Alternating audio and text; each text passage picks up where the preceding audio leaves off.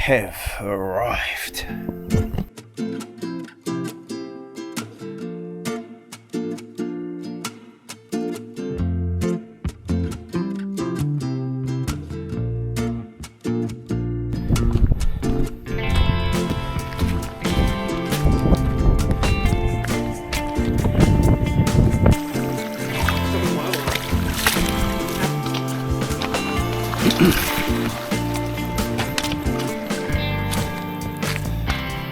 Righty, boot change time. You ain't going up there, I'm going to do something that I've never done before, only because of the logistics decision that was made. I have a brand new pair of boots out of the box. I haven't trained in, they're out of the box. I got them yesterday, wore them around the house. They're comfortable. They are the new Lowa Evo Tibet GTX. So this is the pimp up on the infamous Lowa Tibet. Different sole pattern. The Rand's a little bit higher, but kind of this through its X-lacing system seems to be very much similar. It's they've shaved a whopping 50 grams off in terms of weight between the Tibets and these, well, we'll call them the Evo Tibets. So is it a risk? I guess we'll find it at the top of this big bloody hill. But I trust the boots, I trust my feet.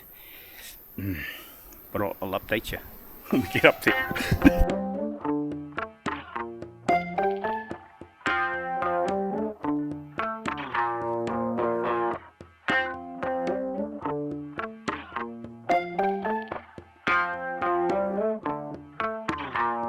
Des is actually fueling up, and when we get up to the blind I'm going to tell you why he's actually deliberately having lollies, and I'm probably getting mentally prepared, but yeah, there's something we'll talk about when we get up to the blind. So we've got this, it's a big punch. It's a big punch to get up onto the tops and then scoot across the top to the blind, so we'll take it easy, have plenty of rest, and that'll be in around what we'll talk about with Daz a bit later on. So let's hit the grind. As we hook into a 700 to 800 metre 30 to 35 degree uphill ascent, I thought I'd give you a little background on this hunt. My old mate Daz, well, he's never hunted in the Ruahines and hasn't killed a public land deer with his brand new Tikka 300 Winchester short magnum. So this is an opportunity to check both those two boxes.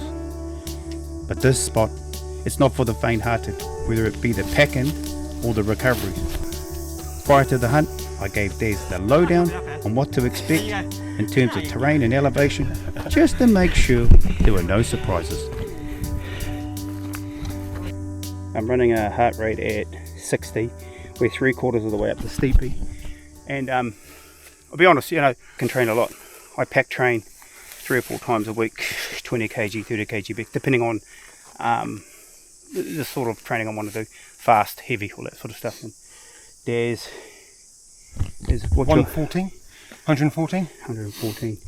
And yeah, he was just making comment about, I don't know, it sounds like I'm blowing my own trumpet, but well, I'll say, yeah, it shows that if you want to do this stuff, you want to put the effort in. It goes to show what you're putting in, you're getting out. You've got a heart rate of 64 up this thing. I'm running 111. What's he on now? 58. And I'm 111. It just shows the difference. You get out what you put into it. Yeah. It's good. It gives you something to work towards. Yeah. And it's not about tapping your mates or anything. It's about actually enjoying this stuff.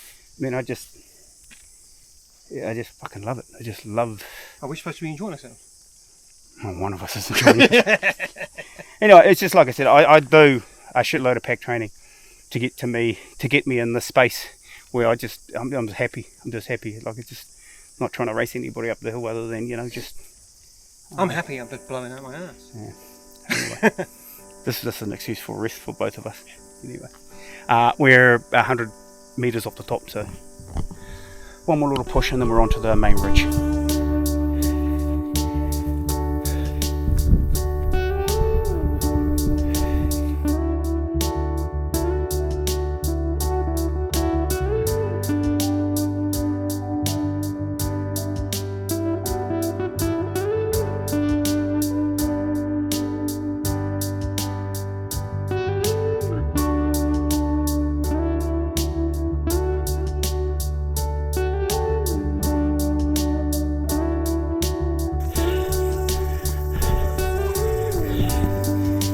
arrived.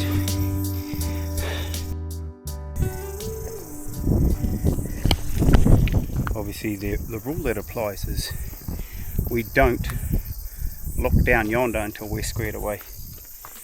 No looking. No looking, so get into some dry gears, warm gears, and heart rate's down, the whole story, and then prep up for glassing and be a bit hot for thermaling. So you want to know about the boots? Mate, absolutely awesome.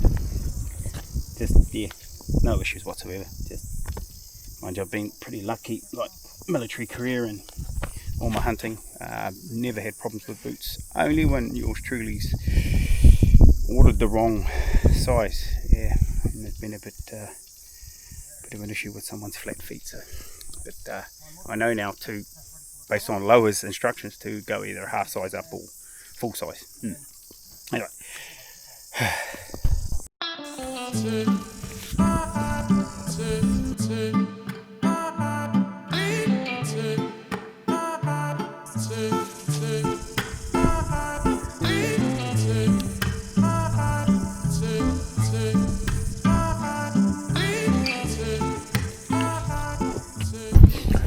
Rifle safety status is Rifle in the safe direction. Mags in, bolts in, nothing up the pipe. yeah, and I'm pretty much exactly the same. It's the middle of the day and we settle down to look for a deer. Now, one would think that it's actually too hot for the deer to be out. The other factor is it certainly would be too hot to thermal, wouldn't it? Well, check out what we actually see through the knockpicks. Certainly a lot of heat in there for you to try and distinguish if there's a deer.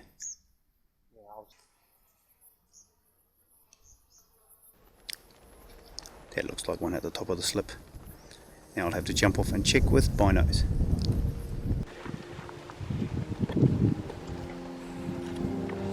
Alrighty, a couple of handy deer spotted by the good old knockpicks thermal. Time to get squared away and try and send it round down range.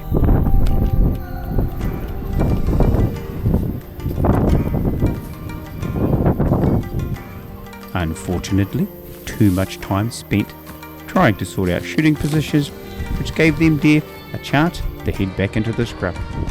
Oh well, never mind.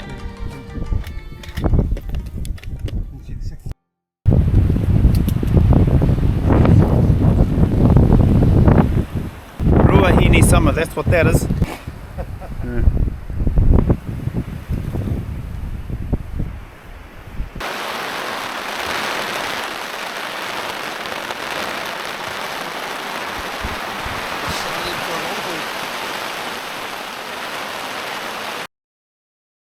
Looks like it's winding up. Anyway, I sort of alluded to something I wanted to cover off with Daz over here, and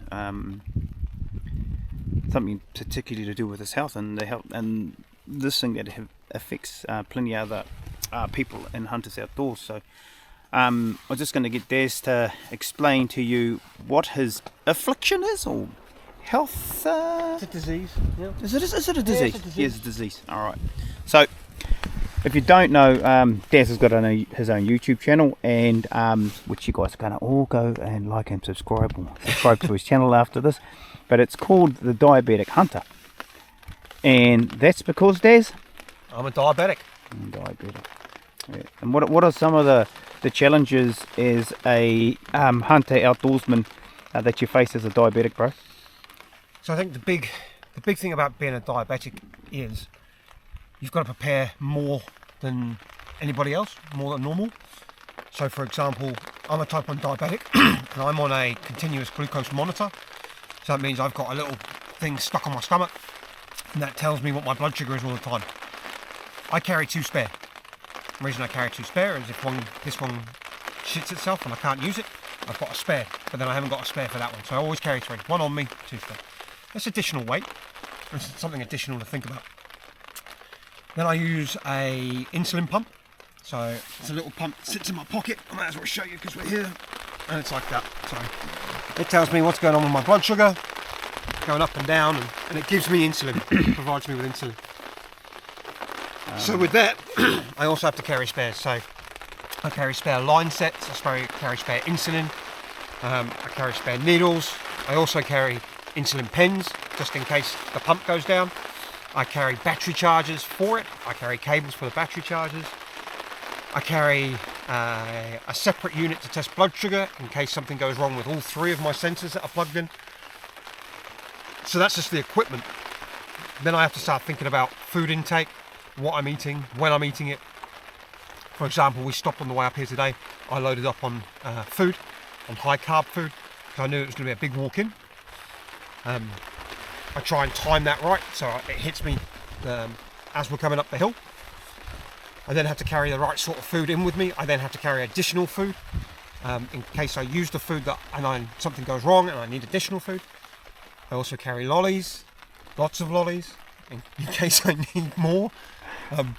It just, everything compounds itself. So, but it doesn't mean I can't do everything that you can do. Yeah. You know, anybody else can do. It just means I have to think about it more, and I explain the situation to whoever it is that I'm hunting with. So that's I guess what you just explained is how you manage your diabetes, right? To keep you, you know, in that safe place to operate and, you know, be on point. What is the a consequence if you're not squared away with a lot of that process, bro?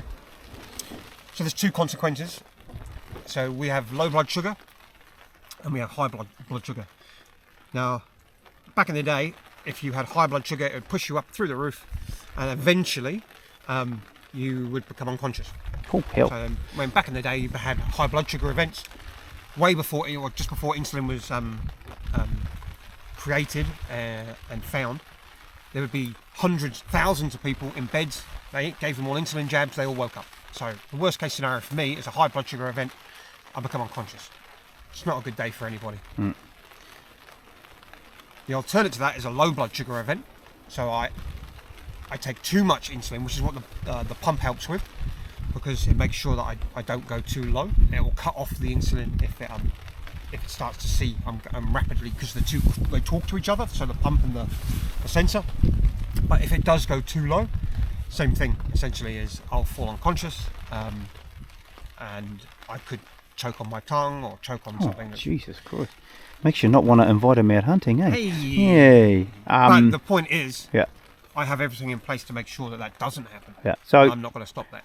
Just as for people like myself who haven't hunted with someone with diabetes, and that's what's your advice to us in terms of, I don't know, the way we behave around you? You know, like obviously you've got that thing hanging out your puku, you know, sort of like, and walking in, you know, obviously there were some challenges walking in.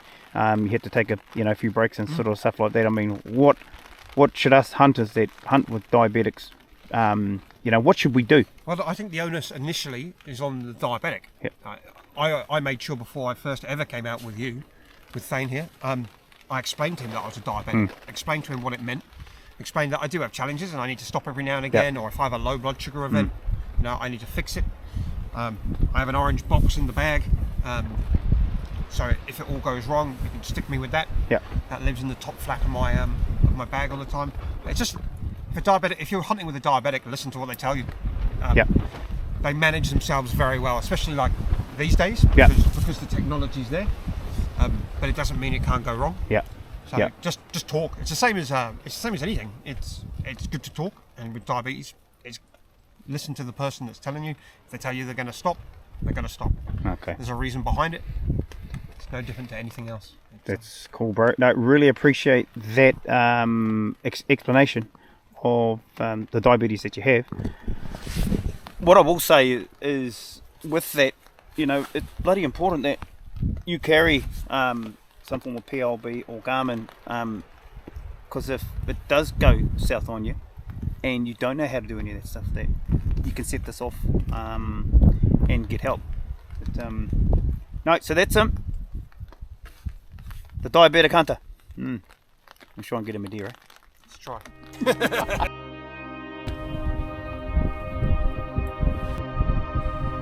After a couple of hours under the fly, the weather started to improve, enough for us to get out and get the thermal working. And It wasn't too long before we acquired a couple of targets, but that wind had really picked up, gusting from 9 to 15 mile an hour, which was going to make shooting really challenging.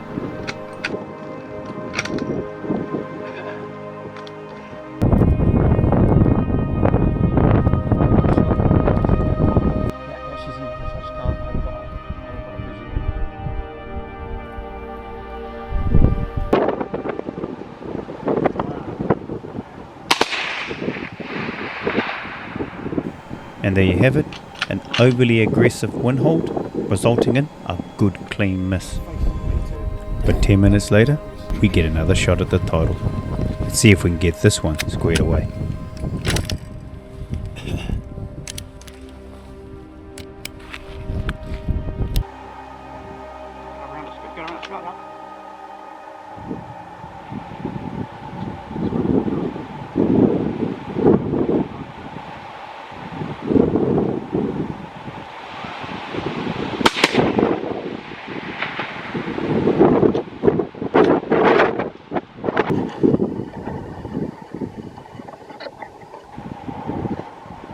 There's rifles are. Mine's got one out. I'm clear. Clear.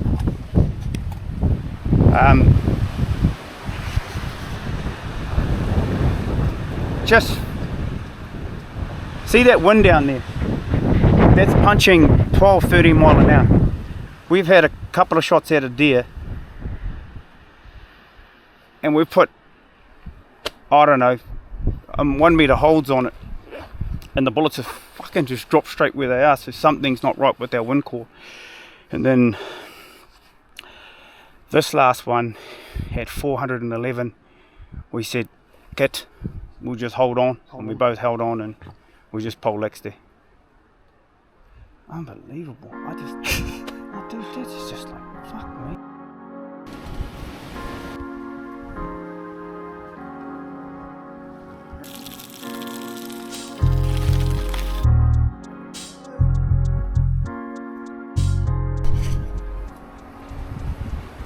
Woo! 9:30, time to hit the sack. Weather forecast for tomorrow's looking pretty good, so hopefully we'll get up and try and get Des to square one away by himself. If there's two out, be pretty keen to knock over two, because obviously we've left that deer there overnight. Hopefully she'll be still in good nick, but play by ear in the morning. Hopefully we can tip at least another one. So see you in the morning.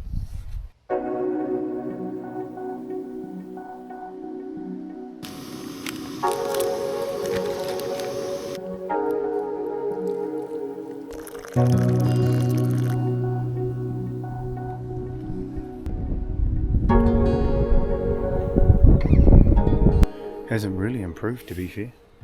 I mean, it stopped raining, but that wind is still fucking pumping. Just quickly whip the thermal up. Nothing out there, like standing out in the middle of the faces. Hopefully things will calm down. It's supposed to be hot and 21 degrees today, so about sort of 9 o'clock. We don't tip something by then, we're pretty much going to go over and recover that one deer, so fingers crossed.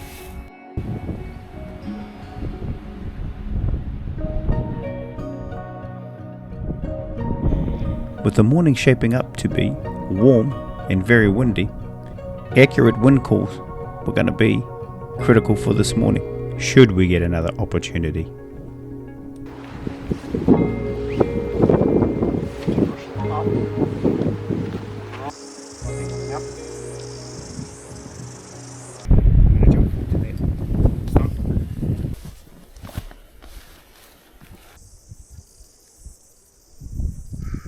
Ready? Yep. 1, 2.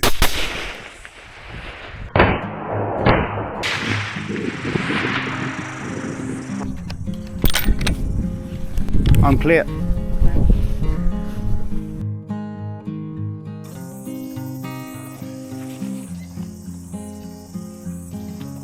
Quarter past 10. Recovery down to 300. down to the bottom. Our cunning plan is to probably skittle across and grab one we shot last night first, then move back down the valley to where the other one is, and then punch out the river. Good to go, Des? Sounds good, bro. Alright.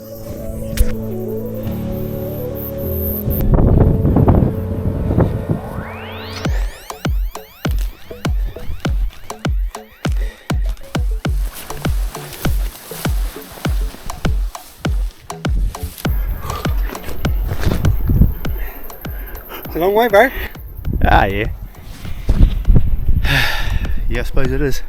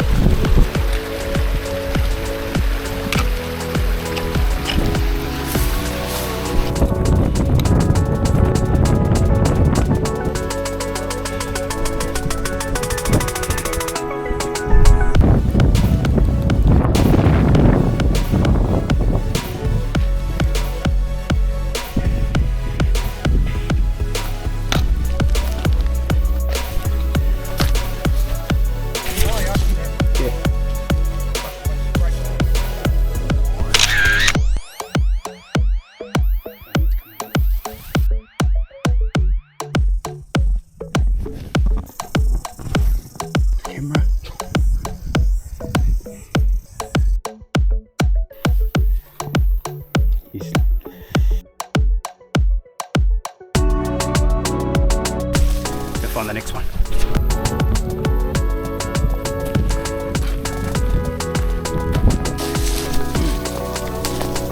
Sounds good.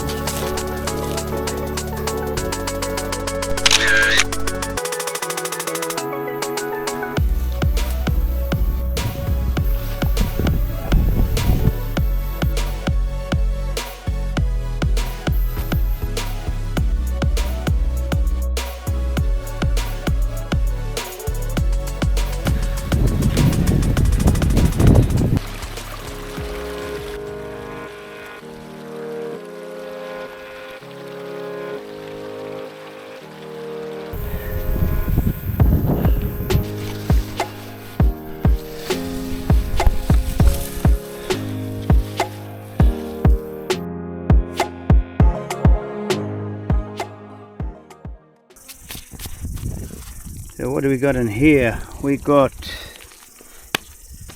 2 back legs and a set of back steaks.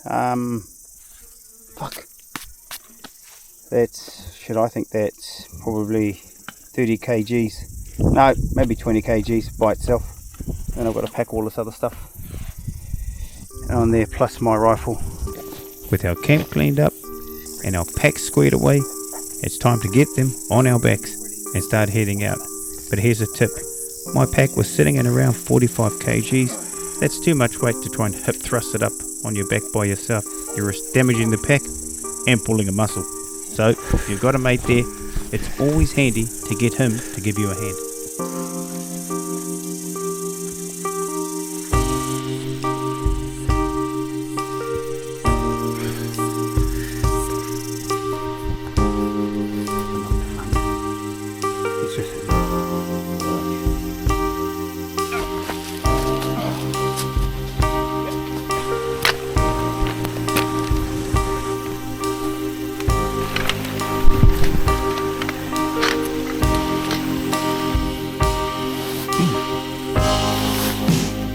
Look at that!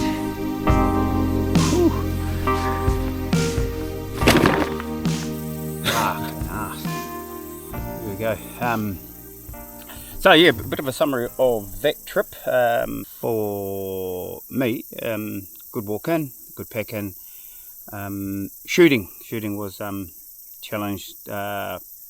Just wind absolutely nailed us just when we thought we had it right. Then bullets landed exactly where the wind hold was, and then we just sort of winged it and aimed straight at it, and we got it. So definitely some challenges and some steep learnings and around the wind up there for this weekend. My first time hunting with a type 1 diabetic, so I'll let Daz talk about a bit more about that in terms of how this trip has sort of played out for him and any of the reflections in around the shooting and the hunting and the camping, blah blah blah, all that sort of stuff. Yeah, bro. Yeah. If I'm honest, it was a very humbling experience, this trip. 2 reasons. First of all, fitness wise, it's a challenging hunt, and when you said, you know, have a look, you're good, and I went, yeah. Maybe I didn't look into it enough. So from a fitness standpoint, you know, I got through, got back, but I could do a lot better, and it's sort of a bit of a driver for me going forward, which ties into the diabetes side. So being a type 1 diabetic, you know, we have to manage and monitor ourselves literally 24 hours a day. So I have a sensor, as I explained earlier in the video, and it was hard. It was hard to manage it on this trip. I managed it, got through it, but it was hard. And like I say, it was a bit humbling to maybe realise that, you know, when your body says, your brain says you can do it and your body says you can't, well, sometimes you've got to listen to your body and not your brain. Yeah, so, I know. I think a big learning for me, which sort of caught me a little bit off guard, was when we were actually heading down for the recovery. Daz was giving me a heads up, mate. I don't think that this is, you know, I'll need to do some considerations with that. And then once we actually sort of got right down, giving me a bit of a heads up, and then when we got over to the animal and started boning it all out, and that's when Daz really got concerned about just the weight. Yeah, it's the weight coming back up that hill and how steep that hill is.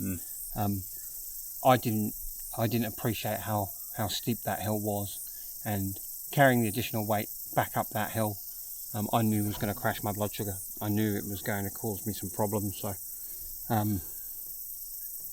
Fane hooked me up, so thank you, bro.